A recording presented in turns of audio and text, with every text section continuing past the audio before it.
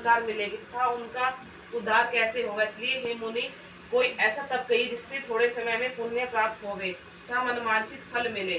वह कथा सुनने की हमारी इच्छा है। सर्वशास्त्र ज्ञाता श्री सूत जी बोले, हे वैष्णवों, मैं पूज्य आप सबने प्राणियों के हित की बात पूछी है। अब मैं उस श्रेष्ठ व्रत को आप लोगों से कहूंगा जिस व्रत को नारद जी ने लक्ष्मी नारायण से पूछा था और लक्ष्मीपति ने मुनिश्रेष्ठ नारद से कहा था। सो ध्यान से सुनो। एक समय योगीराज नारद जी दूसरों के हित की इच्छा से अनेक लोगों में घूमते मृत्युलोक में आ पहुँचे। यहाँ अनेक योनियों में जन्मे वे प्राय सभी मनुष्यों को अपने कर्मों द्वारा अनेकों दुखों से पीड़ित देखकर सोचा कि यत्न के करने से निश्चय ही प्राणियों के दुखों का नाश हो सकेगा। ऐसा मन में सोचकर विष्णुलोक को गए। वहाँ श्वेत वर्ण और 4 भुजाओं वाले देवों के ईश नारायण को देखकर, जिनके हाथों में शंख चक्र गदा और पद थे तथा वरमाला पहने हुए थे, स्तुति करने लगे। हे भगवान, आप अत्यंत शक्ति से संपन्न है। मन तथा वाणी भी आपको नहीं पा सकती। आपका आदि मध्य अंत नहीं है। निर्गुण स्वरूप सृष्टि के आदि भूत व भक्तों के दुखों को नष्ट करने वाले हो। आपको नमस्कार है।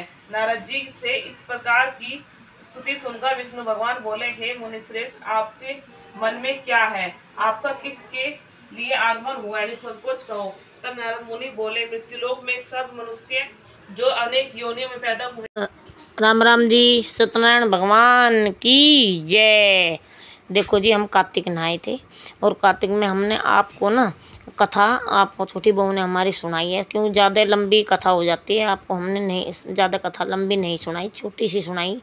उसके बाद में हमने और आरती का हमने शुरुआत की है। आरती कर रही है हमारी और हम भी दोनों बैठे हैं, क्योंकि आरती हमेशा ना किताब में ही पढ़नी चाहिए। मैंने किताब ली है और हमने किताब में लेकर आरती करी है। और आरती में हमेशा कपूर, धूप, दीप ये सब रखने चाहिए। अगर थाली को ना हमेशा चंदन से, हल्दी से, फूल से सजानी चाहिए, तब आरती करनी चाहिए।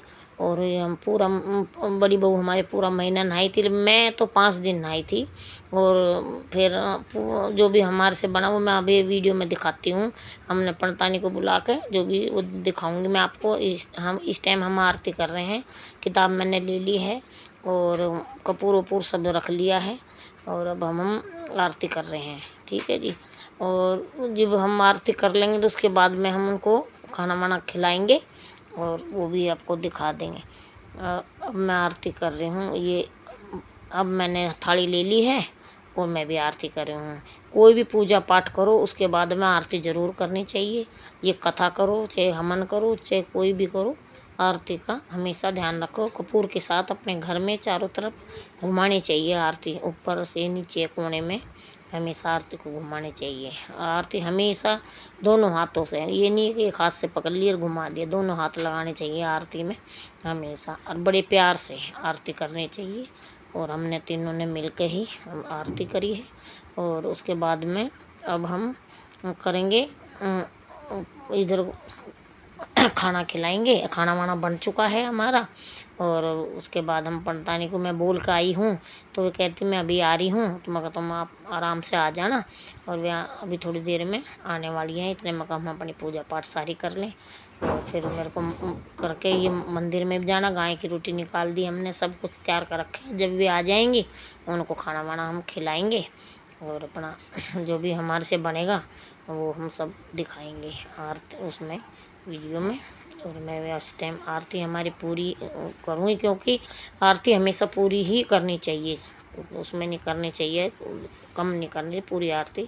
हम तीनों बैठ के पूजा पाठ बड़ी विधि विधान से हमने सत्यनारायण भगवान की कथा सुनी है। और फिर हमने इनको पंडित को मैं बोल कर आई थी तो ये आ गई। हमने इनका खाना लगा दिया और ये कह रही थी कि खाना हम कम ही खाएँगे, लेकिन क्योंकि कई जगह हो जाता है, कोई बात नहीं, कह रही अब हम थोड़ा सा मुँह वैसे ही करेंगे झूठा और कोई बात ना। बड़े प्यार से इन्होंने हमारा खाना वो करा। बेचारे ने पहले निकालते हैं ना, जैसे उन्होंने निकाला। बहुत अच्छे हैं पंडितानी हमारे। हम कभी इनको बुलाते हैं, कभी एक और है हमारी उनमें बुलाते हैं। कभी जब भी कार्तिक नहाए तो किसी न किसी को अपने हाथ से दान पुण्य जरूर करना चाहिए, जो श्रद्धानुसार जो अपना दान करना। फिर हमने उनको जो भी हमने तीनों ने मिलकर उनको दक्षिणा जो हमारे से पंचू कपड़े जो भी हमारे से बना हमने उनको ये दिया।